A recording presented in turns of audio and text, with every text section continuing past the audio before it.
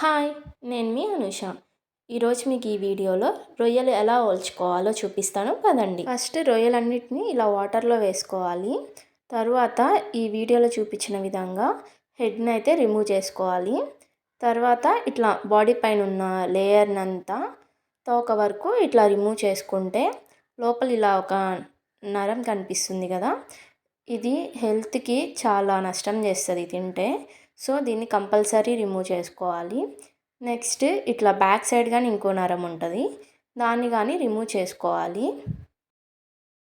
చూసారు కదా, ఇదే విధంగా రొయ్యలన్నిటిని ఇలానే ఒలుచుకోవాలి. ఇలా ఒలుచుకున్న రొయ్యల్లో కొంచెం పసుపు, కొంచెం ఉప్పు వేసుకొని బాగా క్లీన్ చేసుకోవాలి. 3 టైమ్స్ క్లీన్ చేసుకుంటే ఇలా వైట్గా వచ్చేస్తాయి. వీటితో ఏ రెసిపీ చేయాలో కామెంట్ చేయండి. చూసారా వీటి వేస్ట్ ఎంత ఉందో, ఇన్ని రొయ్యలకి మొత్తం వలిస్తే ఇంతే అయ్యాయి.